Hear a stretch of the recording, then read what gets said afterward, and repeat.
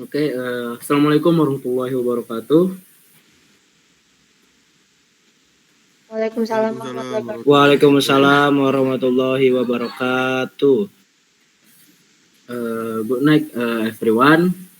Welcome to our academic seminar titled Digital Governance: Transforming Public Administration in Digital Era. My name is M. Raka Adian, and I will be serving as the moderator for today's session. Before we begin, allow me to introduce the members of our team. Presenter 1, name Muhammad Nazwan Nawaf, and presenter 2, Muhammad Yusuf Fauzan. And to question tuner 1, Purnama Nabila Sampurna. And last question, Muhammad Fatir Zaki Taulani.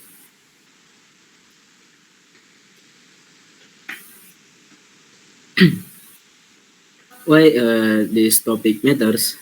Digital governance has become a crucial component of modern public administration. As society is increasingly rely on technology, governments must adapt by providing services that are transparent, efficient, and accessible. Understanding digital transformation helps us analyze how public institutions evolve to meet citizen. Seminar structure, presentation session, 30 minutes, delivered by two present, and each present speak for 50 minutes. And question and answer session, per question total 2 form each questionnaire.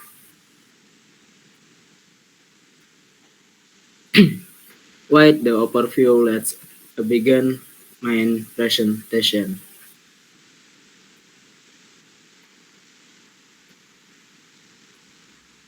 Now, I would like to invite for first presenter, Muhammad Nazwan Nawaf, to begin the presentation. You have approximately.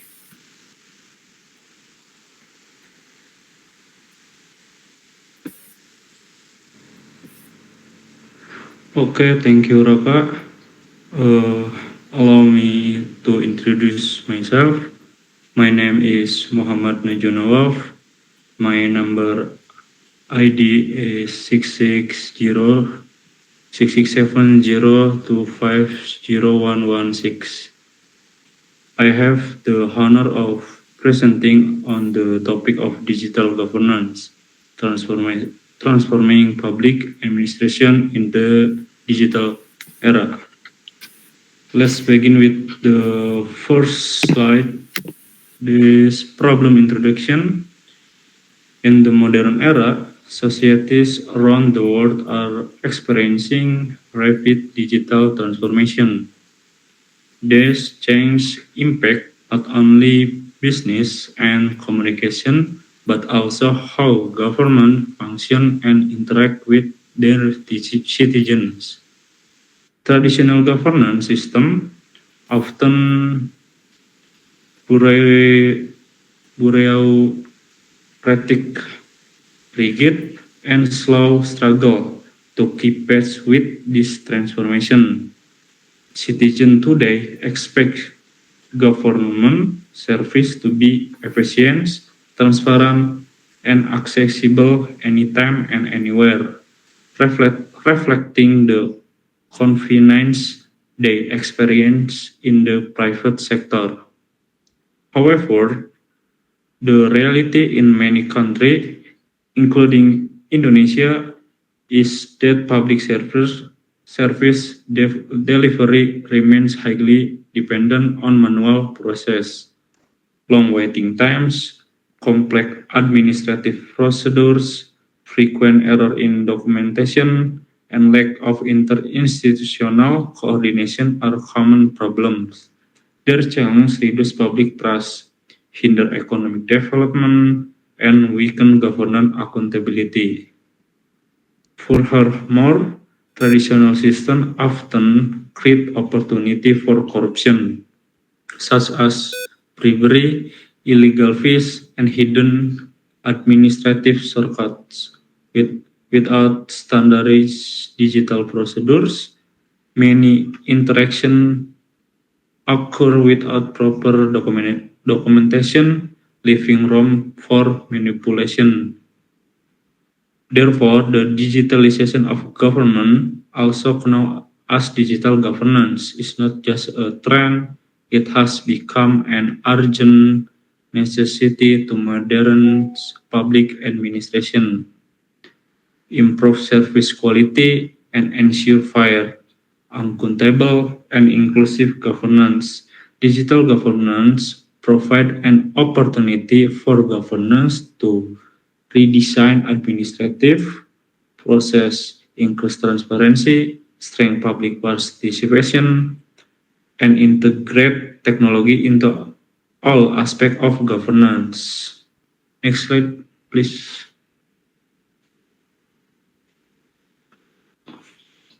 Okay, now that we examine the various challenges faced by traditional governance system, ranging from inefficiency and lack of transparency to corruption potential, let's move on to discuss the key concept and definition that are essential to understand digital governance. To understand digital transformation public administration, several key terms and concepts must be clarified. Digital governance. Digital governance refers to the strategic use of digital technology, such as internet-based platform, cloud computing, database, artificial intelligence, and data analytics to improve governance effectiveness, efficiency, and responsiveness. It involves digital policymaking, digital service delivery, digital oversight, and digital participation. E-governance. E-governance is a subset of digital governance focusing specifically on delivering public service through digital platform. This includes online licensing, electronic tax reporting, e-health service, digital education system, social security portal, and more. E-governance simplifies bureaucratic process and reduce the need for physical visit. C. ICT or information and communication technology. ICT is the technological backbone of digital governance. It's cover internet network, computer, mobile application, data center, cybersecurity system, and communication tools. Effective digital governance requires robust ICT infrastructure as well as digital literacy within society. Smart governance. Smart governance integrate digital technology with data-driven decision-making process. It is often with smart city, where real-time data is used to manage transportation, security, public service, and environmental monitoring. Smart governance focus on innovation, efficiency, and public participation. Please next slide.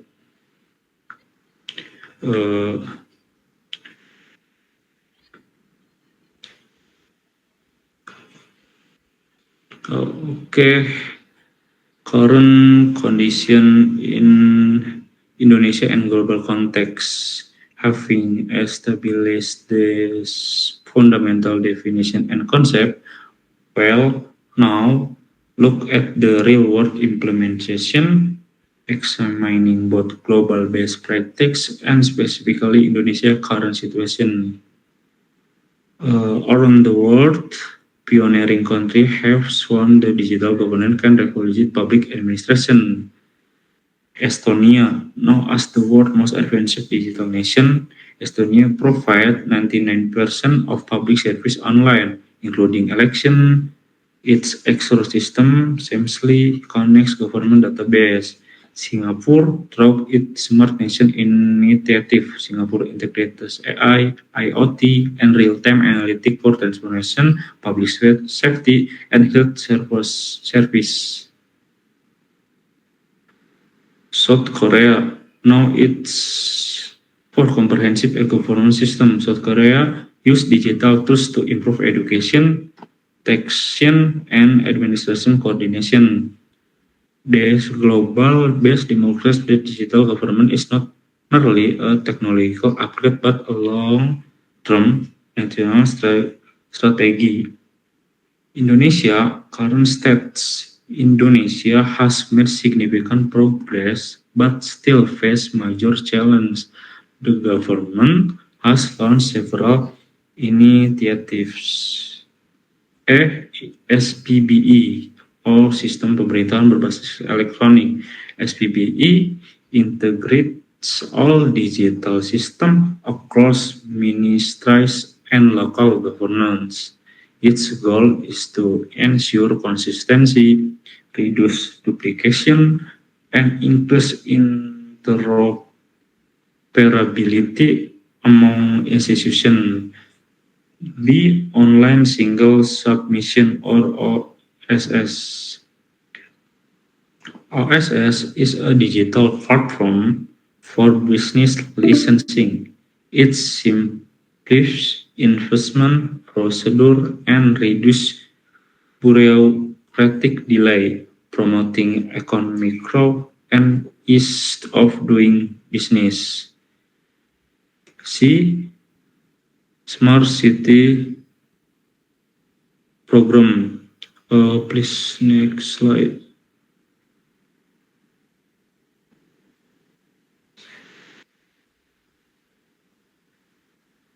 Cities like Jakarta, Bandung, Makassar, and Surabaya have developed integrated systems for transformation, public safety, waste management, on public complaints.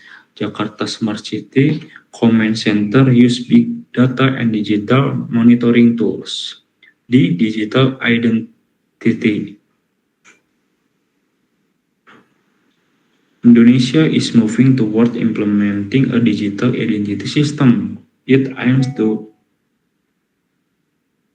reduce duplication in population data and increase accuracy in public service.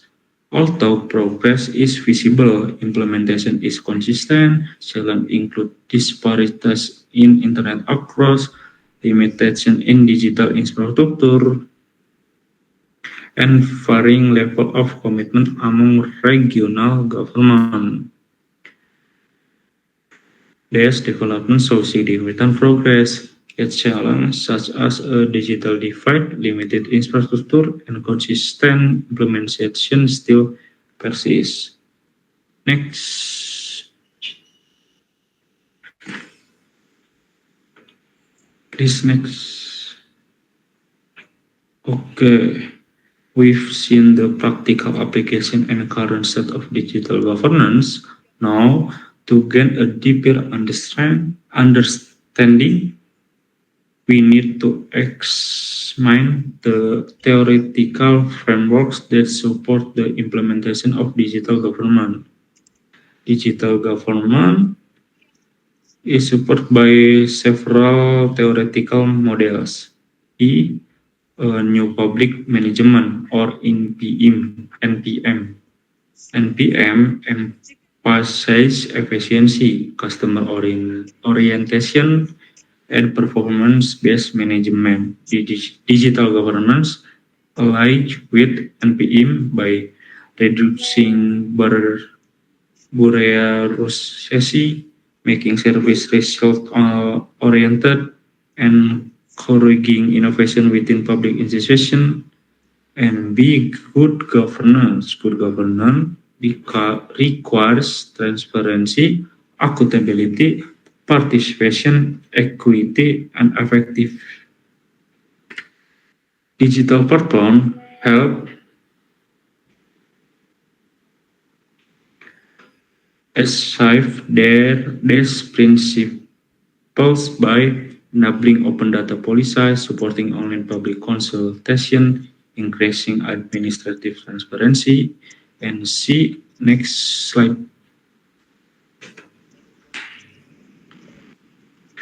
Technology acceptance model TAM. TAM explain why people adopt or reject digital service. It access perceived usefulness.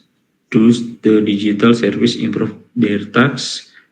Perceived ease of use. Is digital service simple to navigate? Understanding them helps governance design more user-friendly digital system. D. Stakeholder theory, digital transformation affect various stakeholder governance agency, private company, civil society, and citizen. Stakeholder theory emphasizes the need for collaboration and shared responsibility to ensure successful implementation. Next, please.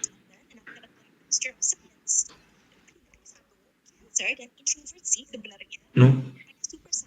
Oh, back. A digital divide theory. This theory explains inequalities in access to information technology. It highlights the importance of ensuring equal access across region and social classes. Together, this theory provides a strong analytical framework for evaluating Indonesia progress. Thanks.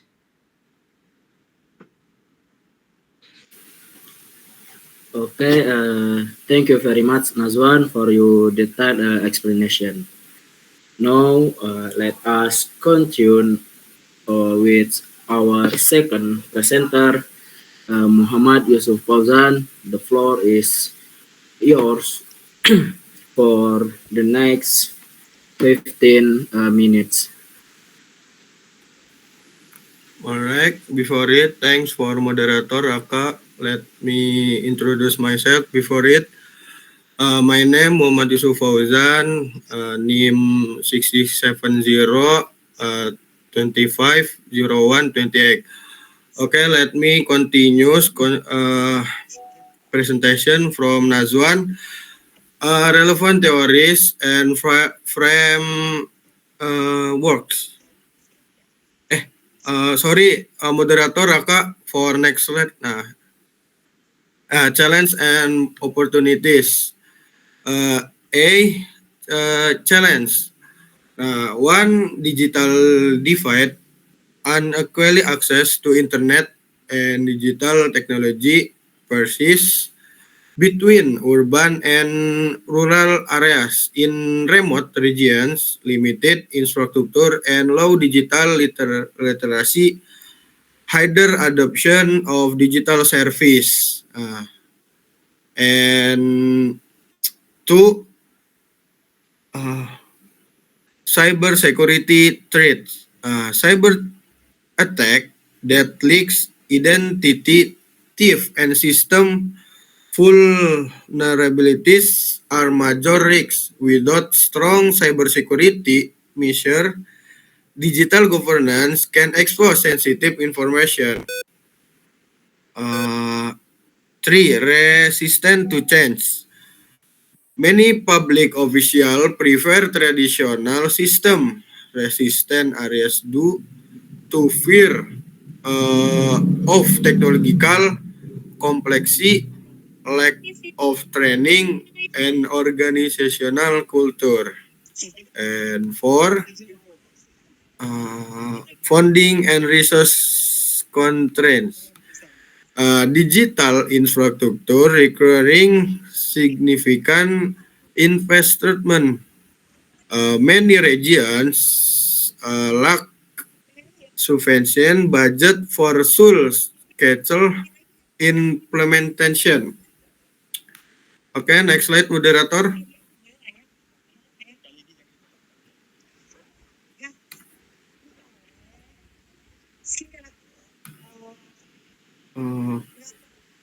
Moderator, sorry, before slide. Okay. Go back. Open. Okay, thanks. 5, fragmented system. Different agencies often develop digital platform independently, resulting in poor interoperability and data inconsistency. Okay, moderator, next slide. Right. Okay. B, opportunities. 1, higher administrative efficiency. Automation reduce manual work, speed up processing times, and lower operational costs. And 2, improved transparency. Digital record create clear audit trails, reducing opportunities for corruption. And 3, citizen engagement. Digital tools enable online participation, public consultation, and feedback system. For better policy making, data analysis allow government to identify trend, predict challenge, and design evidence-based policies. And 5, strengthened public trust, transparency, and efficiency contribute to higher public satisfaction. Digital governance therefore hold transformative potential for Indonesia administrative reform. And 6, okay, sorry, moderator, next slide.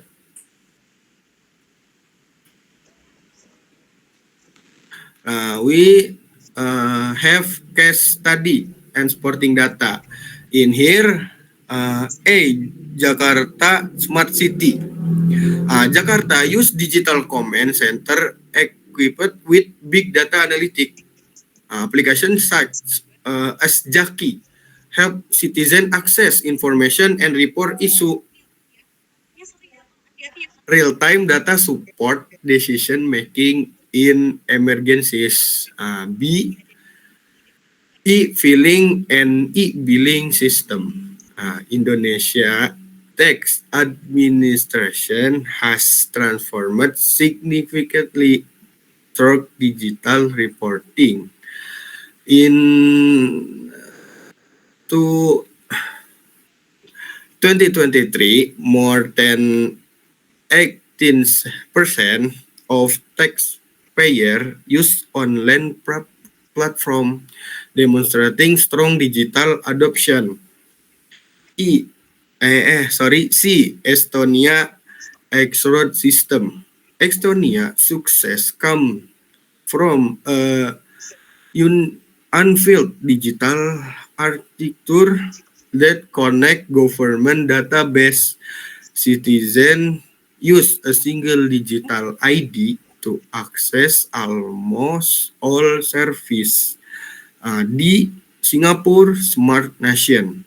Singapore integrates lot sensor, a digital payment system, and AI support health monitoring to create a highly connected society. And E, moderator, please next slide. Moderator, sorry. Before. E. Makassar Smart City Program. Makassar use smart CCTV, digital compliance system, and electronic payment platform to improve public safety and administrative efficiency. This data and sample demonstrate how technology can be harnessed to improve public administration. Next, moderator, please. Conclusion. In here we have conclusion. Digital governance is a fundamental component of modern public administration. It modernizes the relationship between government and citizen, and change efficiency, increase transparency, and support sustainable socio-economic development. For Indonesia, digital government is both an opportunity and a necessity to overcome long-standing challenge. Although Indonesia has made substantial progress through SPBI, OSS, Smart City Initiative, and Digital ID implementation, significant gaps remain in digital literacy, infrastructure, and organizational readiness. To maximize the potential of digital governance, Indonesia must adopt a holistic approach, strengthening human resource and enhancing cybersecurity, ensuring interoperability, and promoting inclusive digital transformation across region. If implemented constantly, okay, sorry, my internet broken. Okay, I continues my presentation. If implemented constantly and support by strategy investment, digital governance will build a more transparent, responsive, and citizen-centered government for the future. Okay, that's all presentation from me and Nazwan. I give to moderator. Thanks. Okay, thank you to both presenters for providing such a comprehensive and insightful presentation. Thank you, Nazwan and Yusuf Fauzan. Okay, next, we will now begin the session Q&A, which will last for 15 minutes. And the rules are as follows. Question 1 will present 2 questions, and questioner 2 will also present 2 questions. Present will answer each question academically. And last questioner 1 might respond to questioner 2 and vice versa. Q&A flow. Questioner 1, you may now present your 2 questions.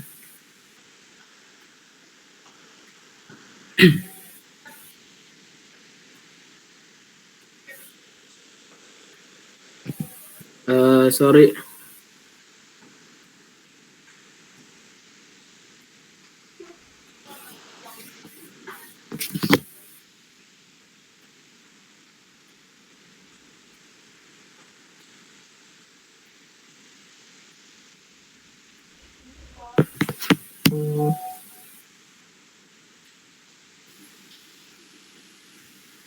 Who gonna ask?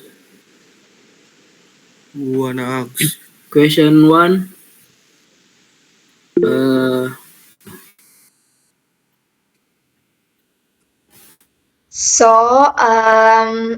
Let me introduce myself. My name is Purnama Nabila Sampurna.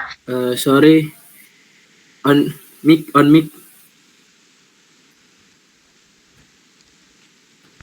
Okay, sorry. Let me introduce myself.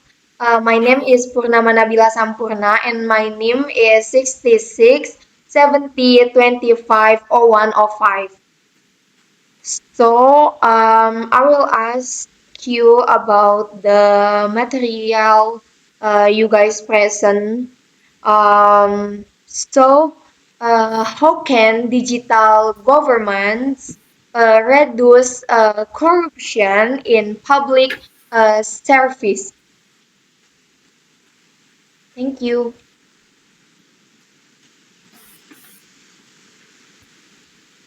And let me ask you one more question.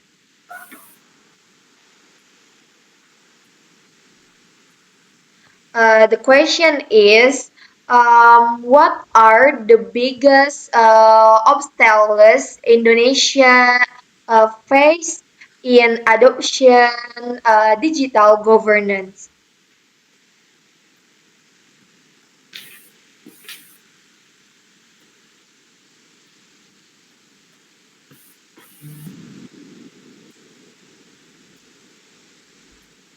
Thank you.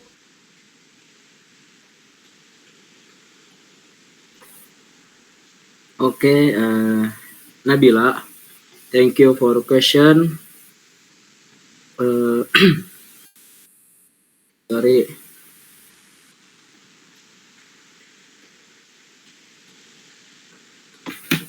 Please answer Nazwan.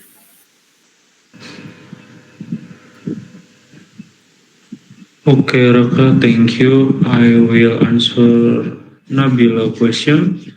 The first question is how can digital governance reduce corruption and strengthen accountability? So, digital governance reduce corruption by minimize human intervention through automation. Digital system created fixed procedure that cannot be easily manipulated, while digital documentation ensure auditability. Online platform also allow citizens to track service progress, reducing opportunity for bribery and illegal shortcut. Transparency increase when data is published, accessible, and changing oversight by media, civil society, and anti-corruption agency. And second question, sorry Nabila, can you repeat the second question, please? Of course. Okay, so the second question is what the biggest obstacles Indonesia face in adopting digital governance? Thank you.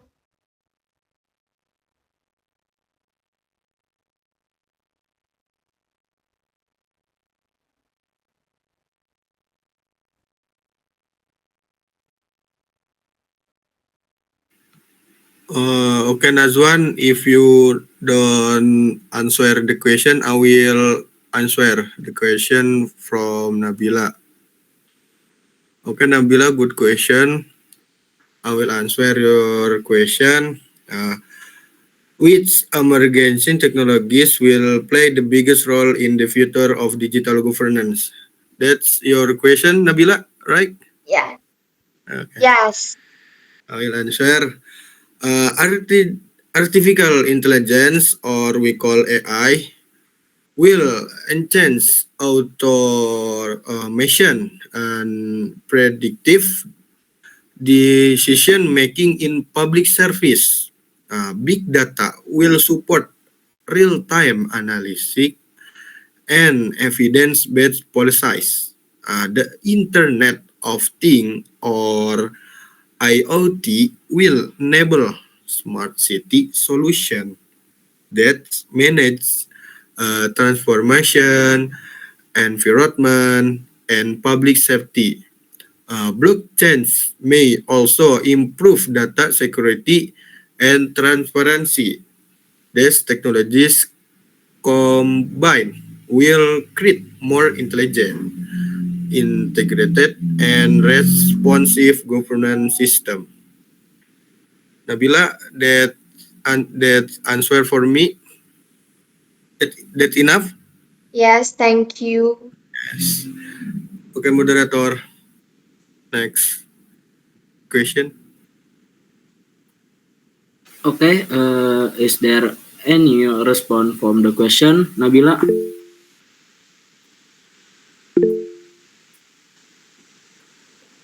Sorry, Nabila, is there any response from the questioner? No, maybe my partner can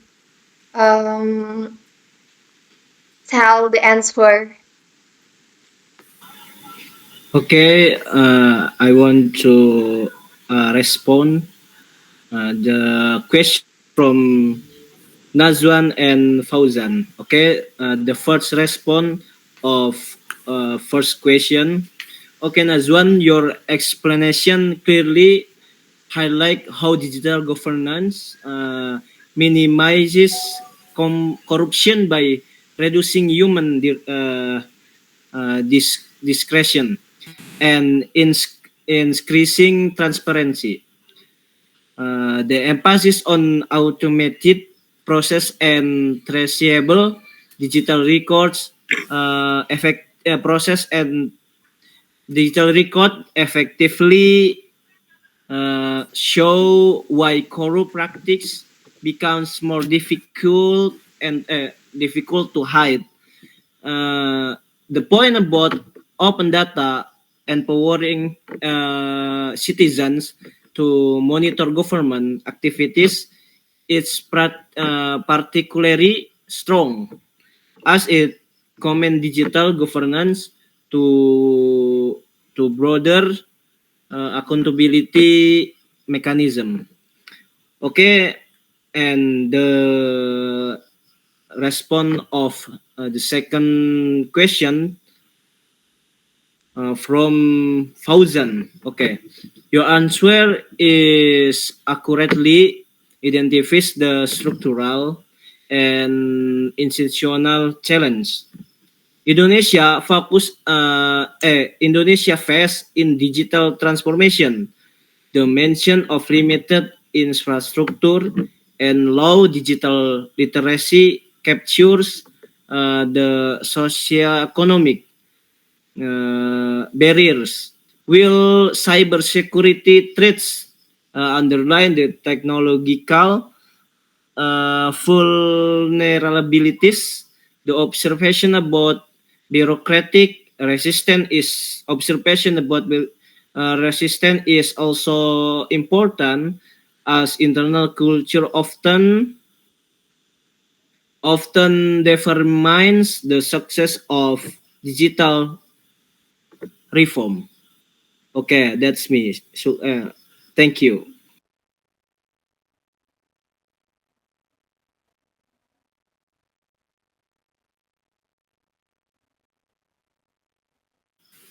Thank you, Fatir.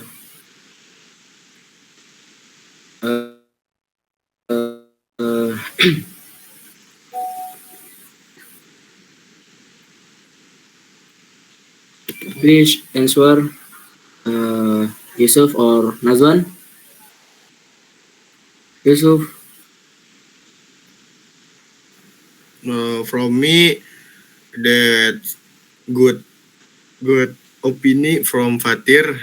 That's enough for me for explanation. From Nazwan. Yeah, for me it's a good response, and I agree to the opinion from Fatir and enough. So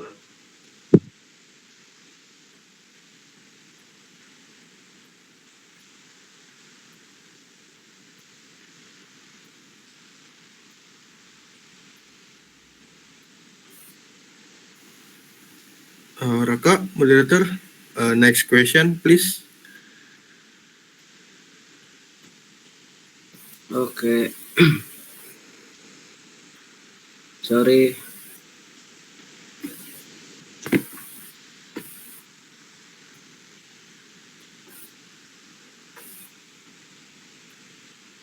Uh,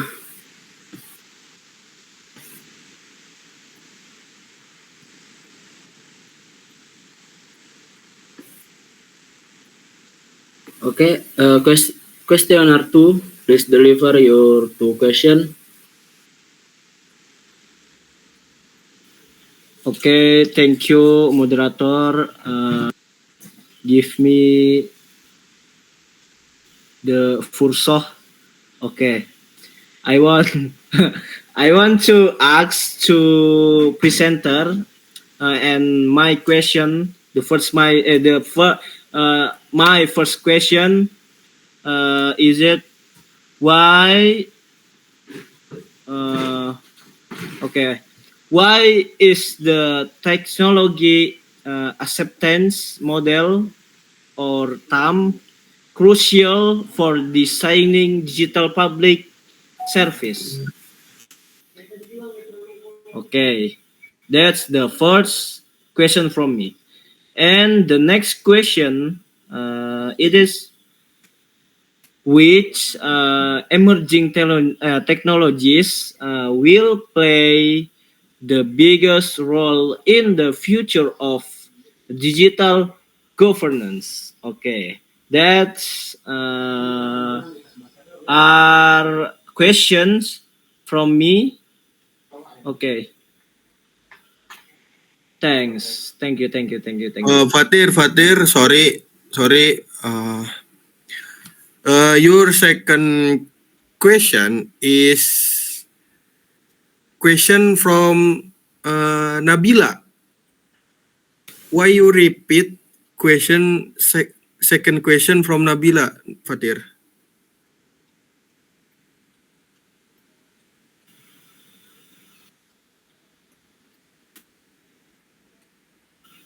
Okay, okay. I will repeat my question, and I hope you can.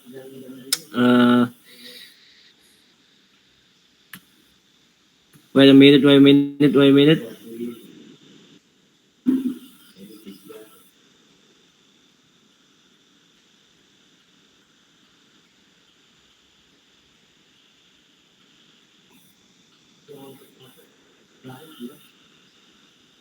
Okay.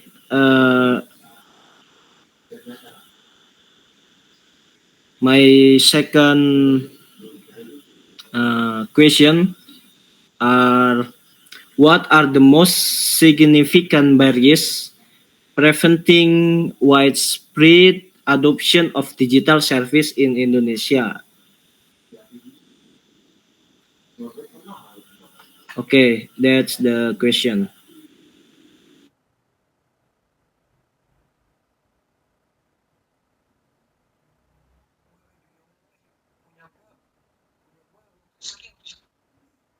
Yeah.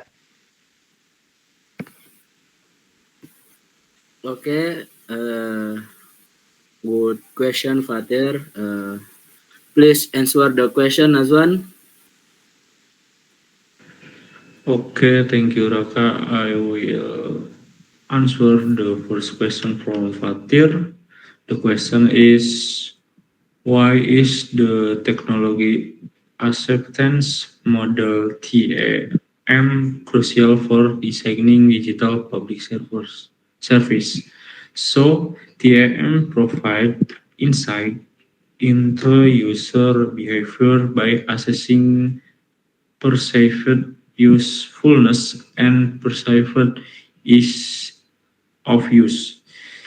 If user find digital service beneficial but difficult to navigate, adoption remains low. Conversely, user-friendly system with clear benefit encourage adoption and satisfaction. TAM helps government design intuitive, accessible, and efficient digital platform that align with the public need and technological capability. Uh, enough.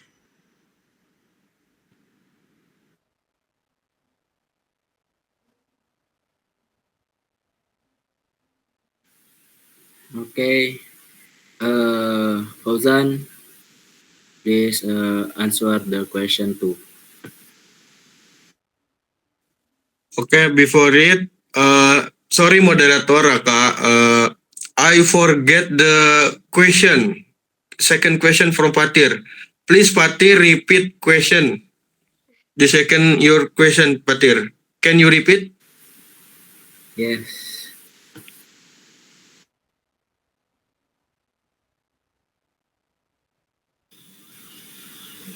Okay, I will repeat. Okay, use your attention. Attention me.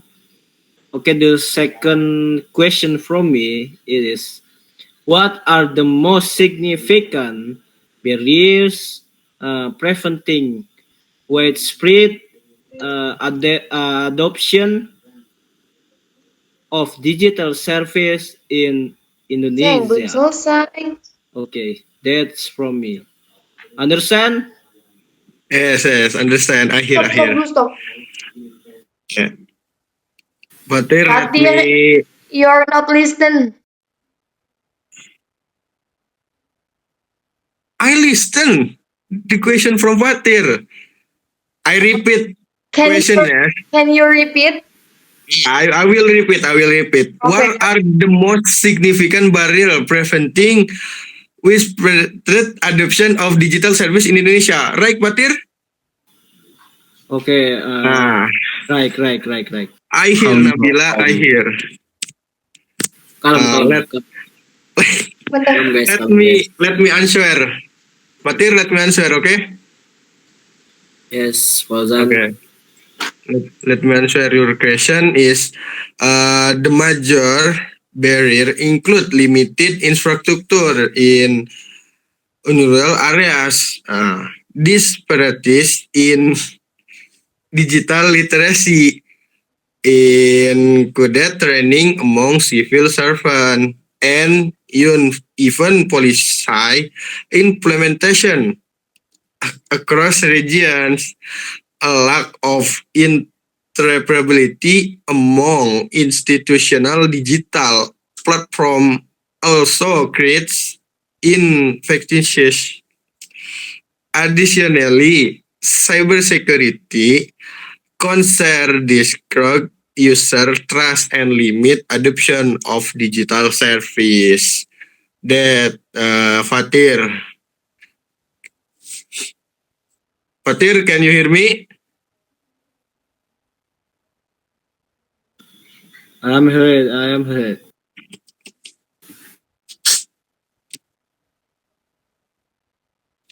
That all answer to your question. Thanks. Okay, thank you, Fauzan. Okay, there any response from Fatir? Moderator, can I respond his answer? Maybe my partner can give a response. Moderator. Okay.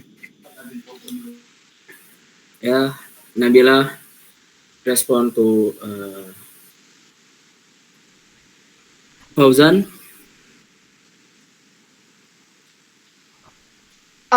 Okay, thank you for your time to allow me to respond his answer. So my response is honestly, your elaboration, Fauzan, is so good on the technology acceptance model, aka TAM. Provides a strong foundation for understanding digital government adoption by identifying perceived usefulness, the perceived ease of use as central elements. You effectively show how the model capture the physiological and experiential factor that influence citizens' willingness to use a digital service. This framework is especially relevant for Indonesia, where the quality and usability of many government platforms vary widely when digital systems are difficult to negative or fail to provide clear benefit. Citizens tend to refer to traditional offline service. Therefore, TAM becomes a valuable analytical tool for assessing the strengths and weakness of existing digital platforms. And for building improvement in user interface design, service efficiency, and public communication strategies. Uh, Honestly, your answer clearly demonstrate the how TAM help policymaker understand user behavior and enhance the system adoption rates. So, may I respond the second answer?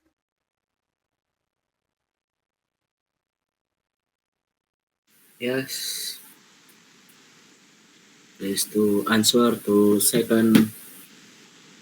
Yeah. Okay, thank you. So, your discussion of future technologies highlight a forward-looking perspective on strengthening digital governance in Indonesia. The increasing of artificial intelligence, aka AI, emphasizing how advanced algorithms can streamline administrative process, enhance decision making, and support predictive analysis in areas such as healthy care, taxation, and disaster management. Big data analysis, as you note, that play a transformative role by um, analyzing what transformation by evidence-based policymaking, improving the assurancy of public planning, and facilitating expand the scope to urban management, where real-time sensor can optimize traffic flow, monitor environmental condition, the support smart city initiative in threat and citizen current governance system. Your answer is honestly captured this potential, showing how technological innovation can support Indonesia long-term digital transformation agenda. Maybe that's all for me. Thank you.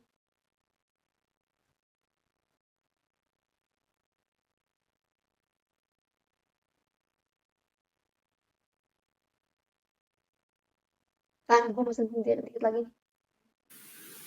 Okay. Thank you, Nabila, for the response to the answer.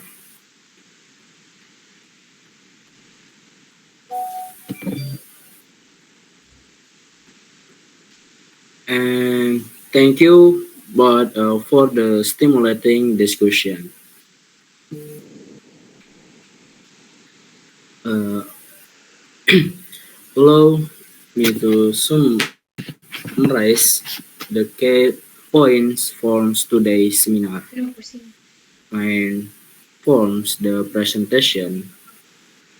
Uh, Digital government. Sorry. Number one, digital governance address long-standing inefficiencies in Apa? traditional bureaucratic system. And number two, No, no, no. I okay, don't. concept include government, ICT, smart governance, and digital citizenship. And number three, but global leaders such as Estonia, Singapore, and South Korea, and Indonesians initiatives like SPBE, USS, and Smart Cities, and Digital ID illustrates the first stage of development. Number four, theoretical frameworks such as new public management, good governance, the technology acceptance models, and stakeholders theory explain how digital governance can be implemented. Number five, significant challenges include the digital divide, cybersecurity risks, resistance to change, and fragment system. Number six, uh, major opportunities include improved efficiency, transparency, participation, and evidence-based policymaking. And last, number seven, case studies demonstrate how digital system improve public service delivery.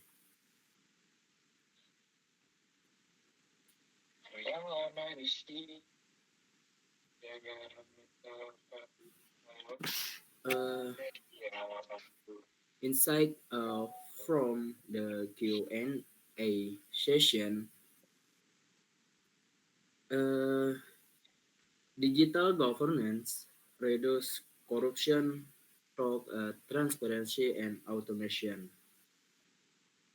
And two, barriers to adoption include digitally literacy gaps and uneven regional infrastructure. Number three, emerging technologies like AI, IoT, big data, and blockchain will shape future governance.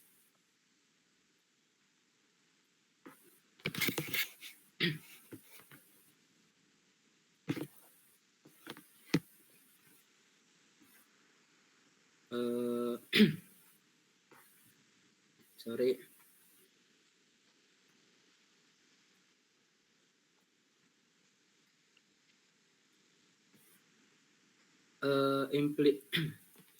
implication for public policy. Uh, 5 points. Number one, national investment in digital infrastructure is essential. And number two, cyber security regulation must be strengthened. Number three, government employees needs continuous training. Number 4, interoperability should be mandatory across institution. And last point, number 5, digital service must be designed. Digital service must be designed around the needs of citizens.